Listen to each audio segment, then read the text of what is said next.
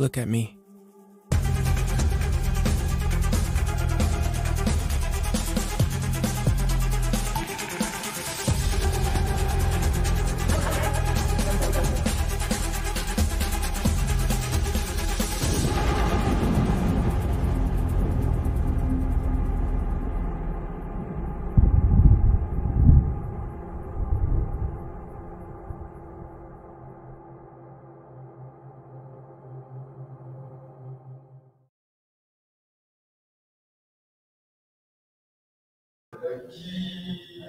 Bonjour à tous et bienvenue dans Vidéoform TV by Kinic. Voilà, on se retrouve tous les jours à 12h30 pour à peu près une demi-heure, une heure d'émission avec nos invités. C'est aussi l'occasion de faire le point sur le festival et les programmes des événements qui sont à venir. Alors, on va commencer avec notre première invitée, c'est Golnaz Berousnia. Bonjour. Bonjour. Alors, est-ce que vous pouvez vous présenter en quelques mots ? Oui, alors je suis une artiste iranienne et française. Je travaille en France depuis dizaine d'années en tant qu'artiste professionnelle. J'ai une pratique transmédia, c'est-à-dire que je travaille à la fois avec des médiums traditionnels et des médiums technologiques, et souvent je propose des formes hybrides. J'ai toujours travaillé autour des questions liées au vivant, à l'observation du milieu naturel, aux sciences naturelles, voilà. Et donc, je travaille sur des projets comme performance, installation, et diverses formes en questionnant la vie et le vivant principalement. Alors justement, cette année à Vidéoform, vous proposez une œuvre, une installation qui s'appelle Géomorphe Momenta, qui est exposée à la salle Gilbert Gaillard. Est-ce que vous pouvez nous en dire quelques mots ? Bien sûr. Géomorphe Momenta, c'est une installation audiovisuelle immersif. Dans le pénombre, on découvre une sorte d'environnement parallèle avec le son et les images qui, pour moi, nous amènent à sentir un moment ou une poésie géologique. Et pour en dire de plus, c'est une installation pour moi qui part de mon envie de parler des montagnes, de minéral, de réseaux d'eau souterrains.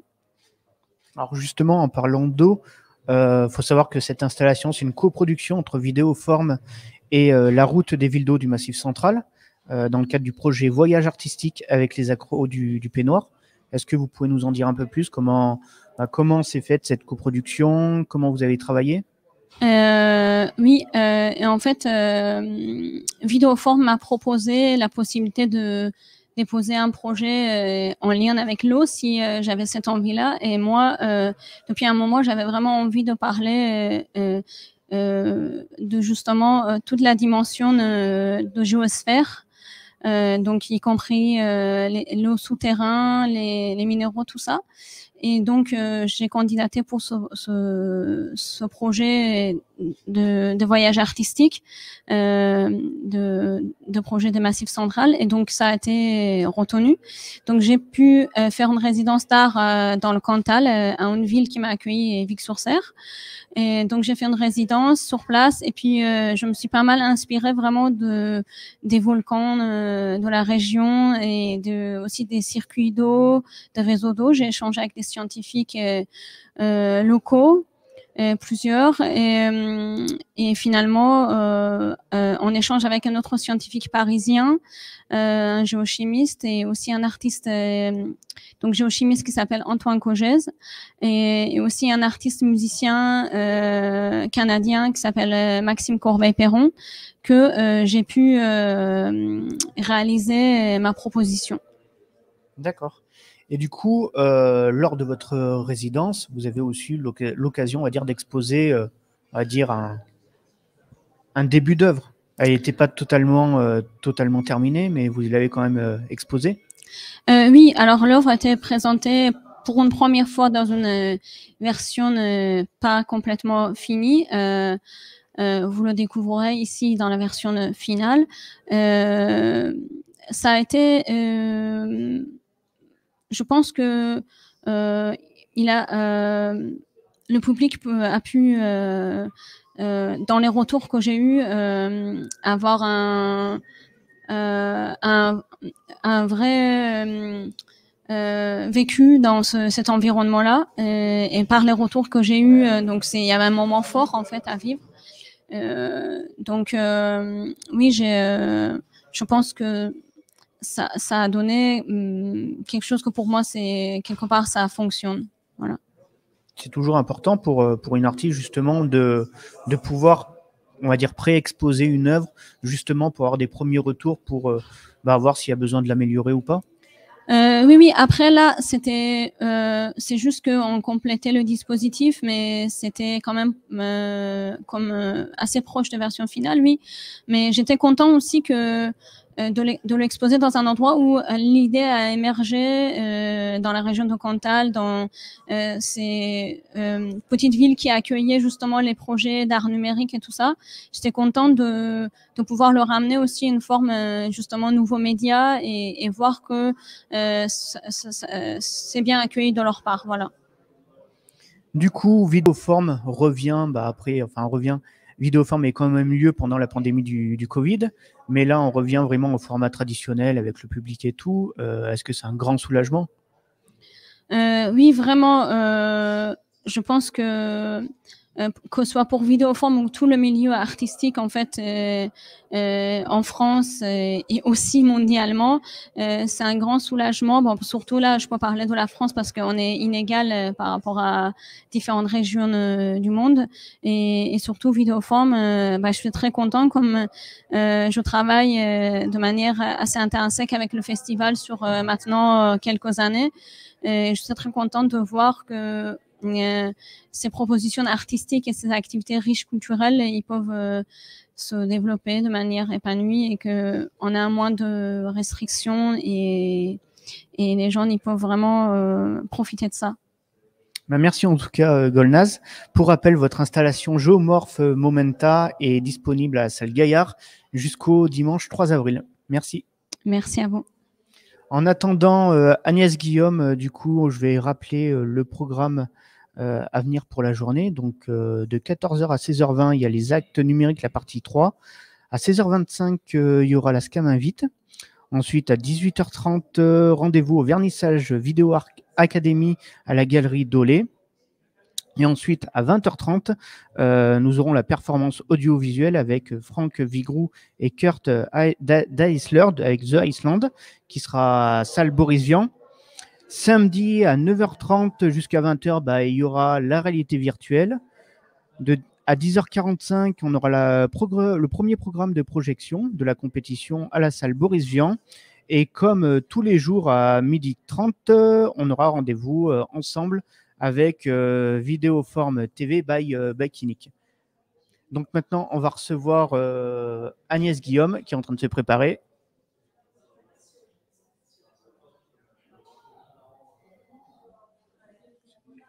Merci. Donc pour rappel, Agnès Guillaume est là avec 2 œuvres, Adam et Ève et Day After Day Gesture 6, qui sont exposées à l'occasion du festival Vidéoform. Bonjour. J'étais en train de vous présenter. Parfait. Merci. Donc bonjour, est-ce que vous pouvez vous présenter en quelques mots? Alors, je m'appelle Agnès Guillaume, je suis artiste, vidéaste, mais pas que. Je fais aussi des travaux qui n'ont rien à voir avec la vidéo, mais aujourd'hui, on va parler de vidéo parce que c'est pour ça que je suis là. Je suis une jeune artiste vidéaste parce que je fais de la vidéo depuis 2010 seulement, donc ça va faire une petite douzaine d'années.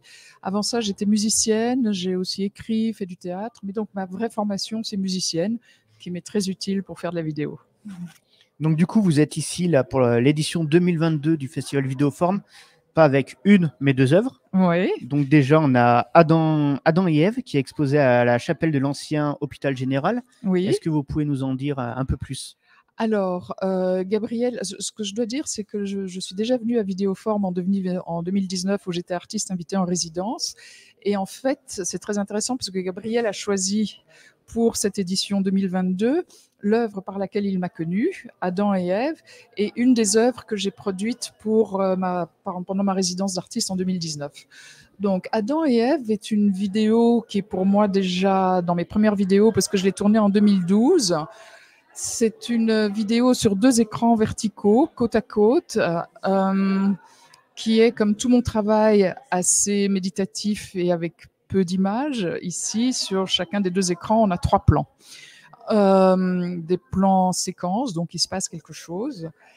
Adam et Ève, pour moi, c'est plus le couple originel, la matrice de tous les couples, que l'histoire du paradis et tout ça qui m'intéresse peu dans ce cas présent. Et donc, comme dans toutes mes vidéos, ce que je fais, c'est que je donne des images à voir. Et après ça, les spectateurs, s'ils veulent, si elles les ont touchées, si voilà, peut réfléchir ou laisser monter l'interprétation qu'il veut de mes images. Je n'ai pas du tout de programme avec mes images. Tout ce que je veux, c'est qu'elles soient le plus ouvertes possible pour laisser à chacun la place de s'y reconnaître ou pas. Et parce que comme ce que je donne à filmer, c'est ce qui est le plus profond, ancré entre nous, c'est ça ce que j'essaye d'aller déterrer dans mes images. Je ne sais pas ce qui se passe au fond de vous. Je sais à peine ce qui se passe au fond de moi, donc... Et justement, est-ce que, oui, pour vous, c'est important qu'une œuvre doit questionner? Une œuvre, absolument, doit d'abord toucher. Moi, la première chose pour moi, c'est que je veux que le spectateur soit touché, que ça soit esthétiquement, pourquoi pas. D'ailleurs, mes vidéos sont très travaillées esthétiquement, qu'il soit touché, ou même le son. Comme ancienne musicienne, mes bandes-son, j'y fais très attention. C'est moi qui les fais, j'y fais très attention. Ou alors par ce qui se passe dans la vidéo, interpellé. Et donc, la première chose, c'est une émotion. Une émotion, une sensation, un truc qui, tout d'un coup, on n'est plus dans le même état qu'avant. Et après ça, on peut réfléchir, mais pas d'abord réfléchir. Et est-ce que le lieu joue aussi un rôle? Le Oui. lieu qui est exposé? Oui, vous, bien sûr. Notamment, c'est une chapelle. Je pense qu'avec le son, ça a dû être un peu plus compliqué. Non. Enfin, c'est un peu plus compliqué parce qu'on est 3 exposés dans la chapelle et donc il ne faut pas que les sons se mélangent trop. Mais quoique, j'ai déjà souvent exposé ou bien plusieurs œuvres à moi dans le même lieu avec des bandes-sons différentes qui se mélangent, ou bien avec d'autres artistes, dont John Sanborn qui est ici, avec des bandes-sons totalement différentes. Et je pense que c'est assez intéressant parce que ça rappelle la vie. Hein. Dans la vie, on n'est pas dans des petites boîtes, il y a tout qui se mélange. Donc voilà. Mais ici, en plus de ça, heureusement, il y a une des artistes qui n'a pas de bande-son. Donc ça simplifie un peu. Mais j'aime bien l'espace de la chapelle parce qu'il permet justement ça permet de regarder. Quand on entre dans une chapelle, on est déjà tout de suite dans un bâtiment, enfin dans un lieu qui influe sur nous différemment qu'une salle ou qu'un musée. Je veux dire, c'est pas mieux ou moins bien, c'est différent. Et donc, je pense que ça invite à la méditation. Et comme ma vidéo est méditative, et en plus de ça, j'ai remarqué, comme elle est dans le fond de la chapelle, dans le chœur, il y a un vitrail au-dessus dont les couleurs jouent très bien avec ma vidéo. Donc, je suis très contente de ça. Alors, vous avez justement cette œuvre-là, et il y a une seconde œuvre qui est aussi exposée à l'occasion de Vidéoform, Day After Day Gesture 6, qu'on peut retrouver à Artister Clermont-Ferrand. C'est une œuvre qui est extraite d'une autre œuvre qui s'appelle Day After Day. Oui, alors c'est une œuvre qui est work in process. Pour le moment, il y a 6, je les appelle des gestures, donc c'est à chaque fois un écran. Et donc, dans ma résidence, en 2019, j'en avais déjà 4 de fait. Et avec la résidence, j'en ai fait 2 de plus, dont celle qui est exposée là à l'hôtel Artister. Et les 6 ont été exposés il y a 3 ans à la chapelle de l'Oratoire. Work in process, je ne sais pas, peut-être qu'il y en aura d'autres. Moi, je travaille suivant ce qui me vient en tête. Je n'ai pas de programme, mais je sais que c'est possible qu'il y en ait d'autres qui viennent. Et voilà, je suis très contente qu'elles soient montrées comme ça, séparées, ça ne me dérange pas du tout. Au contraire, les 6 peuvent être montrés comme je l'avais fait il y a 3 ans, les 6 avec un écran de la même taille, ou bien avec des écrans différents. Enfin, tout ça est très possible. Et là, je trouve ça chouette. Moi, j'aime beaucoup qu'on puisse vivre avec la vidéo et non pas simplement la regarder dans un espace dédié. Et donc, le fait que ça soit projeté dans le lobby de l'hôtel avec la bande son et que les gens soient là devant en train de boire un cocktail, le petit déjeuner, voilà, je trouve ça très, très bien. Moi, ça me va vraiment bien. Justement, qu'est-ce qu'on peut y retrouver sur cette vidéo? Alors, c'est un homme assis sur une moto. Je l'ai tourné ici dans la région. Je crois que ça s'appelle la Toscane. Comment on dit, la petite Toscane. Enfin, voilà. Et donc, c'est dans la nature. Je tourne assez souvent dans la nature. Ou quand je tourne en studio, c'est dans des espaces mentaux. Donc voilà. Mais quand voilà, celle-là, elle est tournée dans la nature. Il y a un énorme troupeau de moutons. Et dans le fond, qui se découpe sur le ciel, un homme assis sur une moto qui regarde dans la direction d'une lune qui est bien trop grande, évidemment, qui est énorme. Alors, qu'est-ce que ça veut dire? Je ne sais pas. Peut-être que c'est l'homme regarde la lune et les moutons sont autour de lui. Voilà. Est-ce qu'elle a été compliquée à réaliser, justement? Alors, oui, le tournage, la première difficulté, ça a été de trouver le troupeau de moutons, d'en trouver autant, et puis ça s'est fait. Et puis après ça, il neigeait ce jour-là, donc d'arriver avec la moto au lieu dit, et puis de transporter la moto au fin fond du pâturage, parce que évidemment, là où je voulais filmer, c'était tout au bout. Et après ça c'était bien. Et alors moi, ce qui m'a beaucoup impressionné, c'est le berger qui est tout seul. Il n'a pas pris les chiens parce qu'il avait peur que les chiens excitent sur les moutons. Donc lui et son fils, si je me souviens bien, moi j'étais derrière la caméra, je regardais, puis je lui disais hey, attention, il y a un trou dans les moutons. Là, il faisait juste tip, tip, tip, tip, et poups, les moutons allaient se remettre au bon endroit. C'était extraordinairement impressionnant. Voilà, et puis après ça, c'est un peu de travail de post-production pour mettre la lune, et voilà. Ah, la lune n'est pas vraie. Ah, cette taille-là? Non. Dommage. Ouais, on aimerait bien. On aimerait bien. Merci en tout cas. Donc voilà, cette œuvre, on peut la retrouver jusqu'au 3 avril, mais aussi Adam et Ève jusqu'au 3 avril à la chapelle de l'ancien hôpital général. Day After Day Gesture 6, elle est jusqu'au 3 avril à Artister Clermont-Ferrand. Et pour vous, donc du coup, Vidéoforme revient à la normale après 2 ans de pandémie. Pour vous, alors c'est un bonheur. Enfin, je suis venue rapidement l'année dernière pour voir l'œuvre de John, mais on était quelques-uns et masqués et tout ça. C'est un bonheur absolu. Et quelle chance que ce soit la semaine où les masques tombent. En plus. Mais c'est formidable d'être à Vidéoforme. C'est ce que j'aime. C'est la communauté d'artistes. Et d'abord l'éclectisme et les choix très judicieux de Gabriel et de son équipe.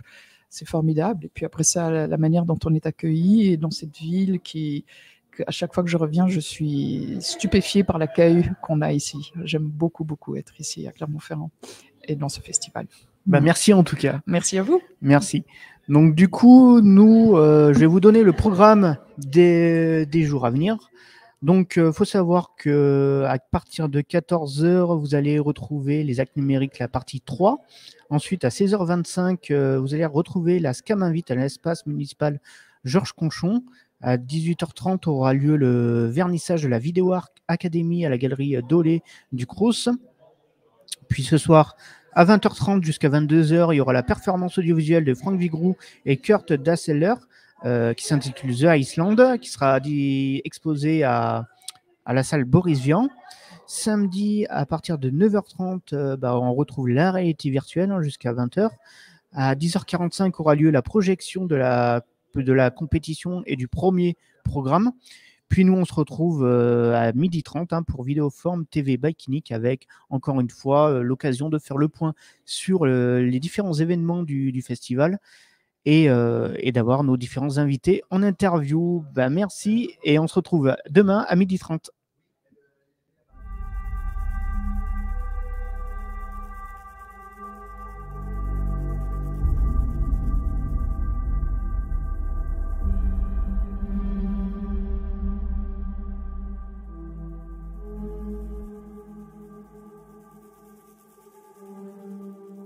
Look at me.